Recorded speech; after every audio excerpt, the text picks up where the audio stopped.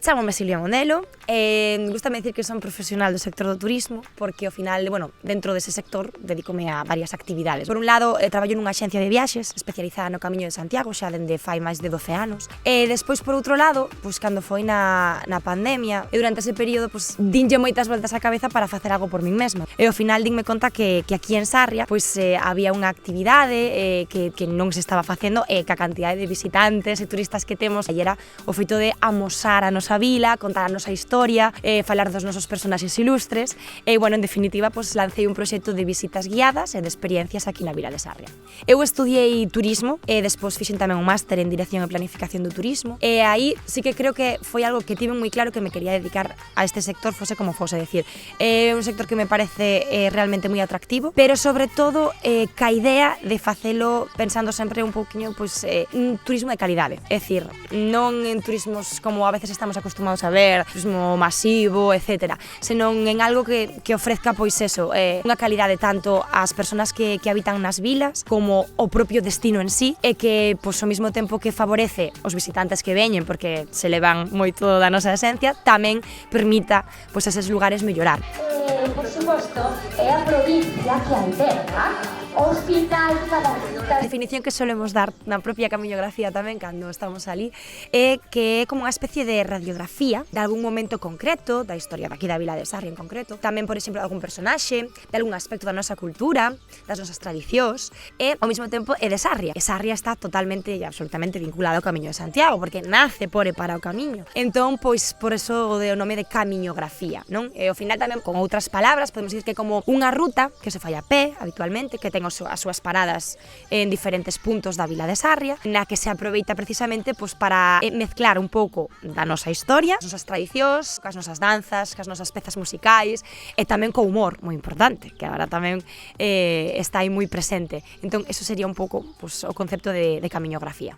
Pois este ano vai haber dúas camiñografías. Unha delas vai ser con Pepe Lucas e con Masaxeigo. Neste caso, pois, digamos que vai estar centrada na zona antigua, no Casco Vello.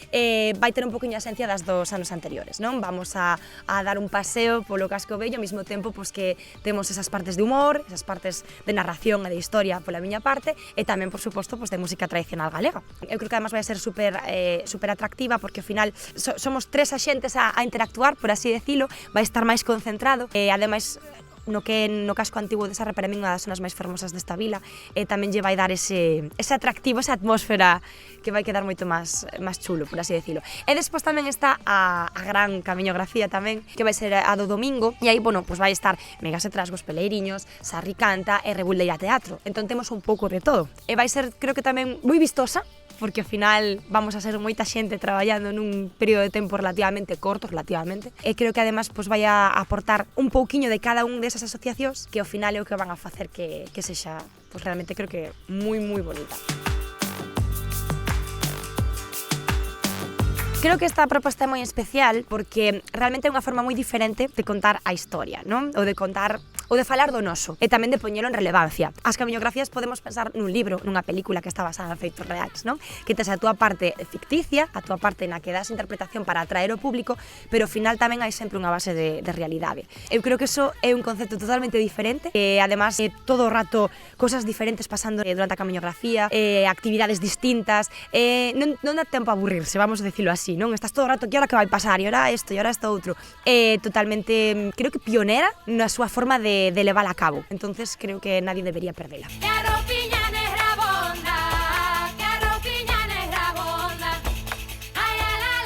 Creo que é moi importante manter a nosa tradición e ser conscientes do que valemos. En primeiro lugar, para sentirnos orgullosos como pobo, porque creo que a veces nos falta, non? Sentir ese orgullo, sacar peito para decir que somos galegos e que nos encanta a nosa terra e moi orgullosa deles. Afortunadamente, creo que iso tamén está cambiando, creo que xa hai moitos movementos a favor da cultura galega, da tradición. Creo que cada vez, por exemplo, veo máis xente noviña nas asociacións culturais e iso creo que é algo moi positivo, non? Penso que temos unha tradición e unha cultura fermosísima, moi diferente a todo o que nos vayamos a encontrar cando viaxemos ou coñezamos mundo, porque ao final somos moi especiales, creo, os galegos, e é moi importante ser conscientes deso. Para ser consciente do teu presente, debes de ter moi claro o teu pasado. E, sobre todo, debes de saber como é a túa cultura, a túa tradición, como era, máis ben, a vida dos teus antepasados, para darlle moita resposta ao teu presente e ao teu día a día. Creo que podría ser unha forma de atraer a xente para que entendan a importancia do noso valor, da nosa tradición, da nosa cultura. E poñer todo eso de relieve é o que creo que nos vai dar, en parte, a forma de sentir ese orgullo que necesitamos todavía sentir en moitas ocasións.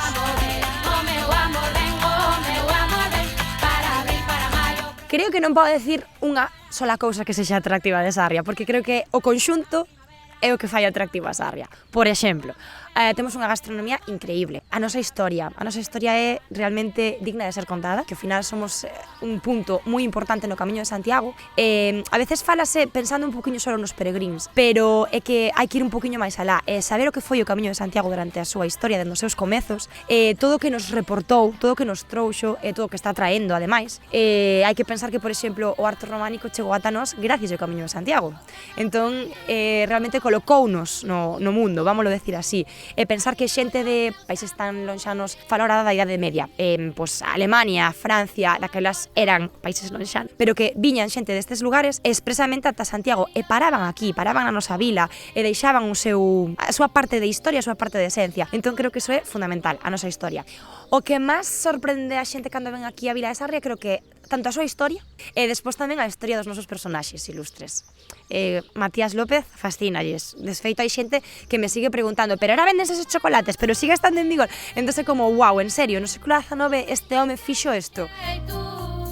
O Festival del Trollazo Ensaya creo que é moi positivo para aquí, para a Vila de Sarria. Creo que además está moi enfocado tanto para a xente máis nova, como para a xente de mediana idade, como para a xente maior, non? Porque ten moitísimas actividades e ao final creo que todas poderían encaixar en todos os públicos, desde o meu punto de vista. Entonces, creo que pues, ofrece esa diversidade canto a cultura, a espectáculos, a actuacións, que pues, realmente moi atractiva.